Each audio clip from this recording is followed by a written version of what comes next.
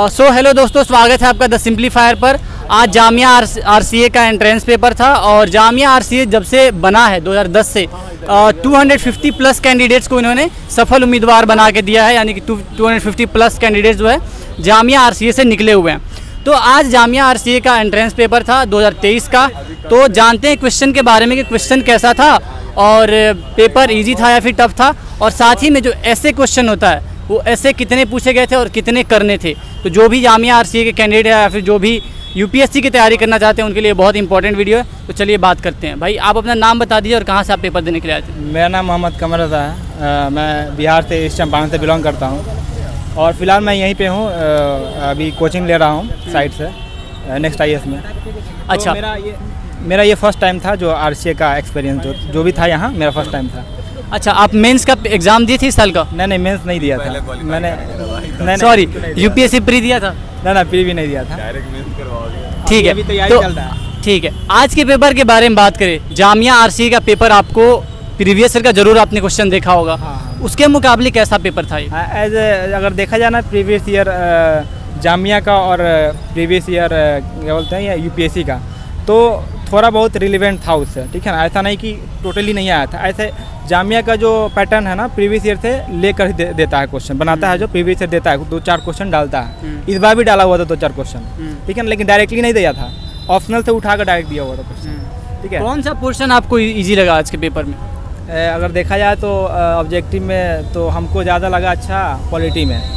Polity में जो factual question था बहुत ज़्यादा, कुछ ऑप्शनल फैक्चुअल था, कुछ अपने कंसेप्ट से बनाने वाले क्वेश्चन था। तो पॉलिटी का क्वेश्चन अच्छा लगा था हमको आज। और टफ कौन सा लगा?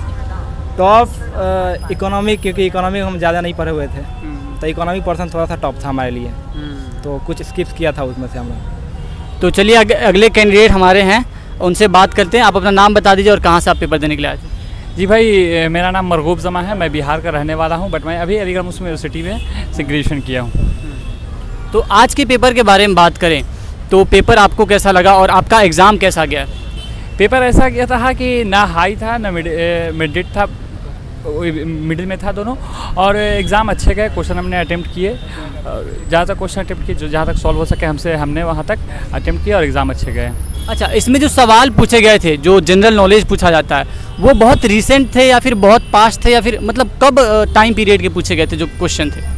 क्वेश्चन जो पूछे गए थे रिसेंट से क्वेश्चन इसमें इन्वायरमेंट स्टडीज़ में थे, करंट अफेयर के जो क्वेश्चन थे साइंस टेक वगैरह में ही थे जो, और ऐसे कोई नहीं थे मैप वगैरह से, कोई ऐसे रिसेंट क्वेश्चन नहीं थे। और क्वेश्चन कुछ ऐसे थे जो कि सीसेट के 1-2 क्वेश्चन ऐसे दिखे जो डायरेक्ट वो PYQ से लिए गए थे, और प्रीवियस से क्वेश्चन पूछे गए, क्वेश्चन से लिए गए थे। बहुत सारे क्वेश्चन ऐसे थे जो प्रीवियस क्वेश्चन से लिए गए थे। सो एक और कैंडिडेट हमारे साथ हैं। आप अपना नाम बता दीजिए और कहाँ से पेपर देने के लिए आए थे। जैद नाम है मेरा, मैं AMU से आया हूँ पेपर देने के लिए। पेपर आपका कैसा गया है? पेपर सही था मेरा। हमदर्द से मुझे इसका क्वेश्चन थोड़ा टफ लगा, क्योंकि कल हमने हमदर्द दिया। हमदर्द से मुझे इसका क्वेश्चन थोड़ा टफ लगा, लेकिन ऐसे वगैरह भी मतलब फिलोसॉफिकल ऐसे ही था। और क्वेश्चंस में मैं कहूँगा कि पॉलिटी का मतलब वो जो ट्रेडिशनल ये कि लक्ष्मीकांत पढ़ के आ जाएँ तो उससे होगा नहीं, ऐसा नहीं है। अब हमें अप्रोच चेंज करना पड़ेगा पॉलिटिकल साइंस के लिए भी, क्योंकि जैसे एक आर्टिकल पूछा था, आर्टिकल 20 क्लॉज 3 पूछा था। अब आर्टिकल 20 या 14 ऐसे तो हम लोगों ने पढ़ा है, लेकिन अब ये था कि वो आर्टिकल 20 उसमें भी क्लॉज 3 करके, तो पॉलिटी का भी अब मतलब अप्रोच हमें चेंज करना होगा। वो उस तरीके से ट्रेडिशनल क्वेश्चंस नहीं आ रहे हैं। और चूँकि मेरा पॉलिटिकल साइंस ऑप्शनल है तो मुझे कुछ क्वेश्चंस में हेल्प मिले, जैसे कि जॉन्स रॉल के थियरी के बारे में एक क्वेश्चन आया था। तो ये जो बंदा स्पेसिफिक पॉलिटिकल साइंस से होगा वो मतलब वही उसको कर पाएगा, क्योंकि ये चीज़ें लक्ष्मीकांत में नहीं है कि जॉन रॉल्स की थियरी क्या हो गया या हॉब्स क्या हो गया। तो हाँ, इस तरीके के, या फिर उसने 5-6 क्वेश्चन ऐसे थे कि आपको फेमिनिस्ट थिंकर को बताना था, कि अब वो फेमिनिस्ट थिंकर वही बताएगा जो फेमिनिज्म को पढ़ा होगा, और ये फेमिनिज्म आपको इंडियन पॉलिटी में नहीं मिलेगा। तो मतलब पॉलिटिकल का भी ओवरऑल आपके मतलब वो चेंज करना है पढ़ने के अप्रोच को। और इन्वायरमेंट एंड इकोलॉजी का मुझे बहुत ज़्यादा क्वेश्चन नहीं दिखा, जबकि ज्योग्राफी के और इंडियन ज्योग्राफी से और मोस्टली क्लाइमेटोलॉजी से क्वेश्चंस बहुत ज़्यादा थे। जैसे वो आपका मतलब वो डायबिटिक से था, वो एडियाबेटिक रेट और ये सब, तो लैप्स रेट, इससे बहुत ज़्यादा क्वेश्चन था। ज्योग्राफी से भी क्वेश्चन था। इकोनॉमिक्स में क्वेश्चन डिसेंट था, बहुत ज़्यादा टफ नहीं था। जैसे SDF पूछा था, स्टैंडिंग डेफिसिट फैसिलिटी हो गया, हाँ, तो या फिर मॉनेटरी पॉलिसी से, तो क्वेश्चंस इजी थे। अगर मुरनाल सर का अगर वो आपने नोट्स वगैरह देखा है, उसमें अगर 1-2 बार उसको रिवाइज किया तो क्वेश्चंस इजीली कर सकते थे। अच्छा, एक और सवाल जो बहुत सारे कैंडिडेट्स को ये पूछना होता है कि जामिया RCA सबसे अच्छी बात इसमें यह है कि इसमें इन्वायरमेंट मिलता है अच्छी, और जो फैकल्टी है वहाँ पे पढ़ाने वाली वो भी सही है। तो इसके तैयारी के लिए मतलब आप लोगों ने क्या अप्रोच यूज़ किया, कैसे इसकी तैयारी की, और कैंडिडेट्स को आप लोग क्या सलाह देना चाहेंगे कि वो कैसे इसके लिए पढ़ें? भाई इसके तैयारी के लिए वही है कि अगर मतलब जामिया RCA आपका क्वालिफाई हो रहा है, इसका मतलब कि आप UPSC के एक स्टेप आप करीब हो गए हैं। और इसके लिए वही जो बेसिक बुक वगैरह जो स्टैंडर्ड बुक हम पढ़ते हैं, या जो करंट अफेयर है, तो जो रिसोर्सेज आपको UPSC के लिए फॉलो करना है, वही रिसोर्सेज सेम आपको इसके लिए भी, ये जामिया या हमदर्द या AMU RCA, कोई भी RCA के लिए स्पेसिफिक कोई बुक लिस्ट नहीं है। आप जो फॉलो करते हैं UPSC के लिए, जो करंट अफेयर हो गया, मैगजीन्स हो गया, या फिर जो भी बुक आप UPSC के लिए फॉलो करते हैं, सेम इसके लिए भी आपको। आपने कौन सी बुक्स लगाई हैं और कौन कौन से न्यूज़पेपर्स पढ़े? मैं न्यूज़पेपर में तो द हिंदू पढ़ता हूँ, और मेरे पास एक सब्सक्रिप्शन भी ले रखा है, तो उसके थ्रू मुझे मतलब एक कोचिंग का भी थोड़ा गाइडेंस है। और वही इंडियन पॉलिटी हो गया, या फिर इकोनॉमिक्स के लिए मैंने मुरनाल सर का क्लास कर रखा है, ज्योग्राफी के लिए भी सुदर्शन सर का कर रखा है। तो ये है कि मतलब कोचिंग का थोड़ा बहुत हेल्प है मेरे पास।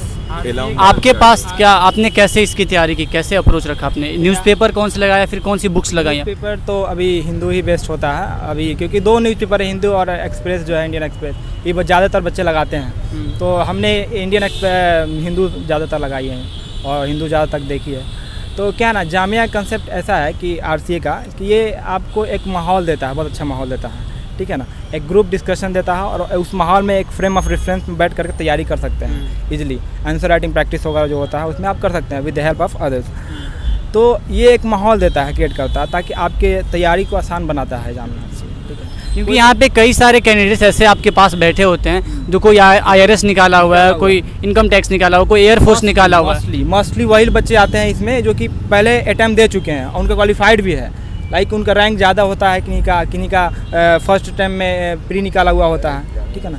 ये चीज़ वहाँ मिलता है, वेल क्वालिफाइड स्टूडेंट होते हैं वहाँ पे, और उस माहौल में एक अच्छा उनको तैयारी करने का स्रोत मिलता है वहाँ, है ना। तो ये जामिया कंसेप्ट है। और गाइडेंस क्या है ना, कोई भी इंस्टीट्यूट हुआ या कोई भी कोचिंग हुआ, ये एक गाइडेंस देता है, ना कि आपको तैयारी कराता है। एक सिलेबस को ओवरव्यू देता है ये, ठीक है ना।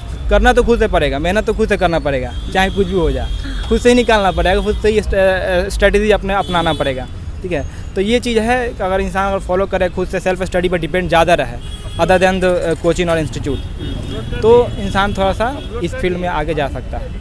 और वो RCA देता है हमें, तो हर बंदे का एक सपना होता है RCA में जाकर तैयारी करने का। जी, आपसे बात करें कि आपने इसके लिए कौन कौन सी न्यूज़पेपर्स पढ़ी, और क्या मतलब बुक्स आपने कौन सी यूज़ करी थी इसके लिए? मैंने इसके लिए हिस्ट्री की बुक 6 to 12 की NCERT की हिस्ट्री पढ़ी, ज्योग्राफी के लिए 11-12 NCERT पढ़ी, और पॉलिटिकल साइंस के लिए मैंने लक्ष्मीकांत और वो 11-12 की NCERT पढ़ी थी। इन्वायरमेंट के लिए मैंने छोटा सा नोट्स था, ये कोई कोचिंग का उनका, उसको मैंने प्रोवाइड किया था। और मेरे पास मेरा क्लास चल रहा था अभी, यानी कि मैं अभी ग्रेजुएशन कंप्लीट किया, मैं जब क्लास चल रहा था उस बीच में मैं इसका उससे मैं द हिंदू नहीं पढ़ पाता था, मैं इंडियन एक्सप्रेस का छोटे पेज कम पेज के होते हैं, इससे मैंने इंडियन एक्सप्रेस पढ़ता था। और ऐसे राइटिंग में इधर तनवीर सर ने कुछ ऐसे दिए थे वीडियो मीडिया वाले, तो उन्हीं के मैंने ऐसे को रियलाइज़ किया था, तो उससे मुझे एंगल मिल गया था, वो एंगल से मैंने वहाँ आंसर पुट कर दिया। एक और बहुत ही ज़रूरी, चलेगा भाई का, उनको बुलाओ यार, पॉज कर, क्वेश्चन लेना था उनसे, फोटो खींचे आप क्वेश्चन का। हाँ हाँ, तो हाँ ठीक है, चलिए अभी कोई दिक्कत नहीं। ये जो सवाल थे, जो 4 ऐसे पूछे गए थे, उसमें से एक को लिखना था। तो सबसे पहले तो होता है कि जो सब्जेक्टिव सवाल होते हैं वो जमा हो जाते हैं। तो मेरे जो अभी कैंडिडेट हैं वो बताएंगे कि वो चारों सवाल सबसे पहले कौन थे, ताकि आप लोग को दिमाग में आ जाए कि इस साल कौन कौन से 4 सवाल पूछे गए थे। तो आप बता दीजिए वो चारों सवाल कौन कौन से थे। ये क्वेश्चन जो था ना, 4 क्वेश्चन था, वो फिलोसफिकल पार्ट से था, टोटल फिलोसफिकल क्वेश्चन था, ठीक है। क्या था वो क्वेश्चन, अगर आपने कोई कहीं लिखा है? क्वेश्चन तो वहाँ जमा हो जाता है ना, तो मोस्टली 1-2 क्वेश्चन का हमने फ़ोटो लिया है, क्वेश्चन जो हमने अटैम्प्ट किया जिस क्वेश्चन को, education is a kindling of a flame not the filling of vessels. इस पर मोस्टली ज़्यादा बच्चे इसी पे किए होंगे, क्योंकि अगर जो पॉलिटिकल साइंस बैकग्राउंड होंगे तो ये थिंकर का सवाल है ना। अगर थिंकर को किसी ने पढ़ा अच्छा से, पॉलिटिकल थिंकर जो है यूरोपियन थिंकर्स है जितने भी हैं, तो इनको अगर जिसने पढ़ा है तो थोड़ा सा अटैम्प्ट कर सकते थे।